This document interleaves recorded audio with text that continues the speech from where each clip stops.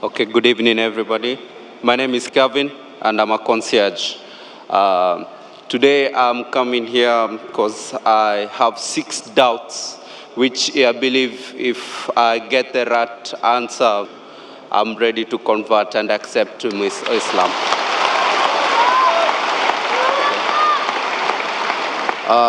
To start with, on my first question, is that how do I know that Islam is the right way to worship?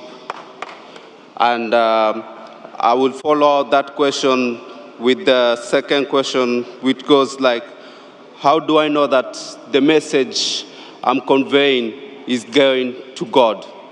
Okay?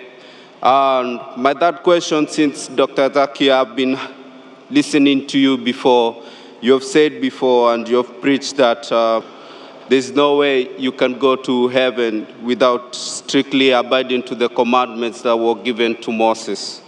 In the present world and challenges with the media, with everything that comes along to our life in our present day, how do we abide to this law? And does God forgive you if you repeatedly make mistakes and repent? Brother wants to give in 2 parts. He wants to ask 6 questions. The first 3 questions brother asked, that how do I know in Islam the worship is correct? It can be understood as how we worship in Islam, is that correct? Or it can mean that is Islam the correct religion? What do you mean? Do you want to know that the way you worship in Islam, is it the right way, or is Islam the correct religion of worship? The first question the brother asked, he wants to know, how will he come to know that is Islam the correct religion we should follow? And the second part that is similar, that how will you come to know that Islam is the truth? Exactly. And the third that he said, I said in one of my speech, that Jesus Christ, peace be upon him, said that if you want to enter Jannah, you should keep all the commandments and follow all the laws mentioned in the Old Testament. How in this age can we follow all the laws of the Old Testament? I will try and club the first 2 questions together, that how do you know that Islam is the correct religion to worship, and how do you know that Islam is the truth? Islam comes from the word salam, which means peace. It is also derived from the Arabic word silm, which means to submit your will to God. Islam means peace acquired by submitting your will to Almighty God. And for any book to claim that it is a message from God, for any religion to prove that it is from Almighty God, this revelation, this book, this religion should stand the test of time. Previously, it was the age of miracles. And the glorious Quran is the miracle of miracles. Later on came the age of literature and poetry. Muslim and non-Muslim Arabic scholars alike, they claim the glorious Quran to be the best Arabic literature available on the face of the earth. But today, if a religious book says in a very poetic fashion, the world is flat, will a mortal man believe? But natural, no. Because today is the age of science and technology. So if we put this test of science and technology to all the religious scriptures that we have today, of the different religions of the world, all of them fail the test except the Quran. And I've given a lecture on the topic Quran and modern science, compatible or incompatible. Time does not permit me to give a full lecture in this question and answer session. But I'd like to mention that Albert Einstein said, the famous physicist and the Nobel Prize winner, that science without religion is lame, and religion without science is blind. Let me remind you, the glorious Quran is not a book of science, S-C-I-E-N-C-E, but it's a book of signs, S-I-G-N-S. And there are more than 6,000 signs, more than 6,000 ayats in the glorious Quran, out of which more than 1,000 speak about science. Now, if you compare the scientific facts that we have come to know, we find that what science has discovered recently, maybe 50 years back, 100 years back, 200 years back, 400 years back, the glorious Quran has mentioned 1400 years ago. The Quran speaks about the creation of the universe in Surah Anbiya, chapter number 21, verse number 30. What the scientists discovered recently about the Big Bang. What they discovered 50 years back is mentioned in the Quran 1400 years ago. We came to know that the earth is spherical in 1577 when Sir Francis Drake sailed around the earth.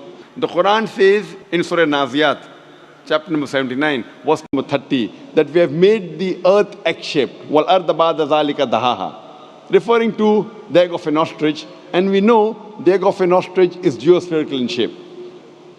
We previously thought that the light of the moon was its own light. Recently we came to know 100 years back, 200 years back, 300 years back, that the light of the moon is reflected light, not its own light. This is mentioned in the Quran 14 years ago in Surah Furqan, chapter number 25, verse number 61. So who could have mentioned all these facts in the Quran which we came to know recently? Previously, when I was in school, I had learned that the sun revolves but does not rotate about its own axis. Quran mentions in Surah Anbiya, chapter 21, verse number 33, that the sun, besides revolving, it also rotates about its axis. Today, science has come to know that besides the sun revolving, it even rotates about its axis, which is mentioned in the Quran 14 years ago. In this way, the Quran speaks about botany, about biology, about zoology, about embryology, about genetics, all which we came to know recently in science, 50 years back, 100 years back, 300 years back, 500 years back. So if we put this test of science today to all the religious scriptures, the only religious scripture that passes this test is the glorious Quran. Today, science hasn't advanced so much that it knows everything. So I tell the people that if you analyze the Quran, we come to know approximately 80% what the Quran speaks about science. Today, science has confirmed it is 100% correct. There may be about 20% which is ambiguous, neither right, neither wrong. So my logic says when 80% is 100% correct, the balance 20%, inshallah, will also be correct. So it is a logical belief. There is not a single verse in the Quran which has been disproved by scientific fact. There may be hypotheses which may not agree with the Quran, but there is not a single verse in the Quran which is disproved by any scientific fact. So based on this, if we put this test to any scripture, the only religion, the only scripture that passes this test is Islam and Quran. I started the question answer session by quoting a verse of the Quran from Surah Isra, chapter number 17, verse number 81, which says, وَقُلْ جَاءَ الْحَقُّ وَزَاقَ الْبَاطِلِ إِنَّ الْبَاطِلَ كَانَ زَهُوقًا. Say that truth has arrived and falsehood perishes. For falsehood is by its nature bound to perish. So if you put this test, the only religion that passes the test, the only truthful religion which is not corrupted, that's the reason William Moore said that the only religious scripture, he said 200 years back, being a critic of Islam, the only religious scripture that has not been altered and has maintained its pure form for 1200 years, it is the glorious Quran. So based on these facts, the only religion we can think and can understand and can believe it is truthful and correct, it is the Quran. As far as the third question is concerned, that I had mentioned in my speech that Jesus Christ, peace be upon him, said that you have to follow the commandments in the Old Testament. I was quoting the verse of the Bible, Gospel of Matthew, chapter number 5, verse number 17 to 20, where Jesus Christ, peace be upon him, says that unless your righteousness exceeds the righteousness of the scribes and the Pharisees, in no way shall you enter the kingdom of heaven. So if you have to be a good Christian at the time of Jesus Christ, peace be upon him, if you want to enter paradise, you have to follow all the commandments of the Old Testament. You cannot break a single jot or a tittle. If you do that, you shall be called least in the kingdom of heaven. So based on this verse of the Bible of Gospel of Matthew, chapter 5, verse 17 to 20, you have to follow each and every law of the Old Testament. And your question was very good and very logical. How can we in this age follow everything of the Old Testament, which is difficult? I agree with you.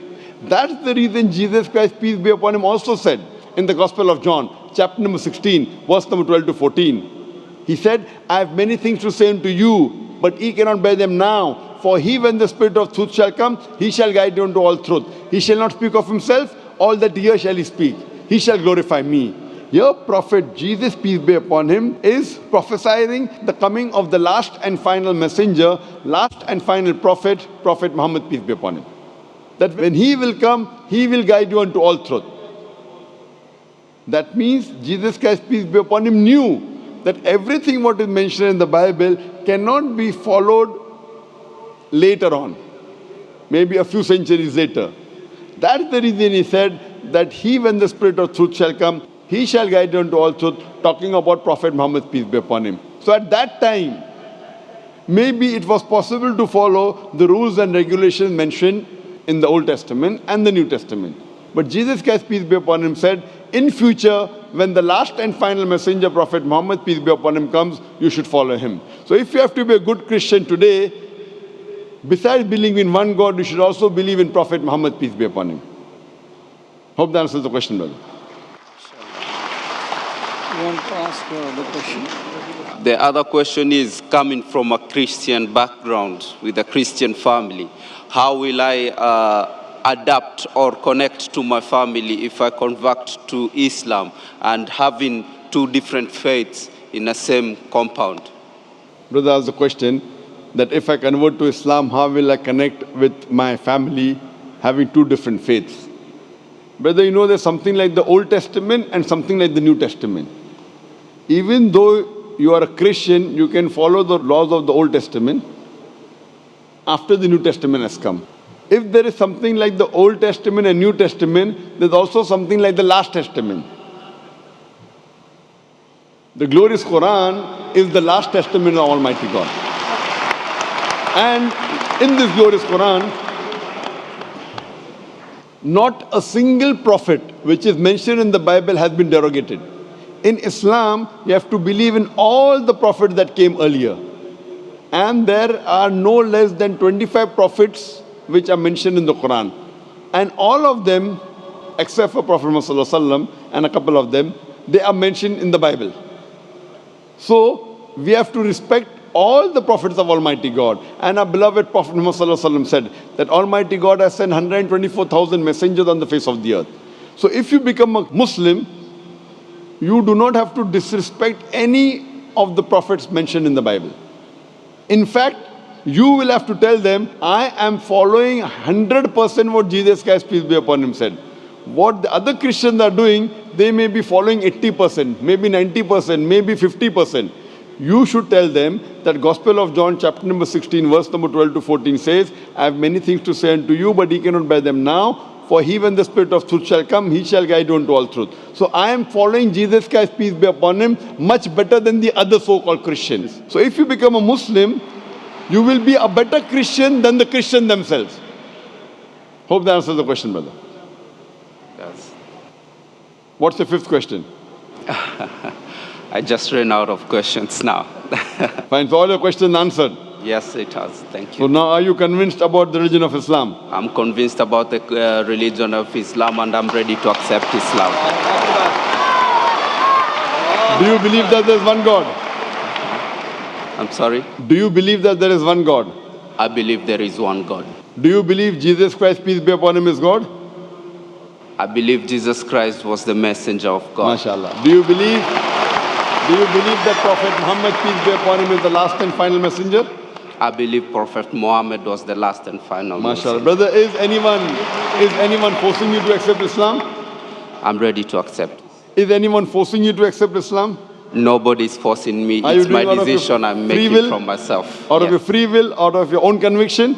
Out of my own heart. Because forcing anyone into Islam is prohibited in our religion, and it is prohibited even by laws of most of the countries in the world. So you're doing it out of a free will, inshallah. I'm doing it out of free will. I will say in Arabic, and inshallah you can repeat it. Ashhadu Ashhadu Allah Allah ilaha ilaha illallah illallah wa ashhadu wa ashhadu anna anna Muhammadan Muhammadan abduhu abduhu wa rasuluhu. wa rasuluh. I bear witness. I bear witness.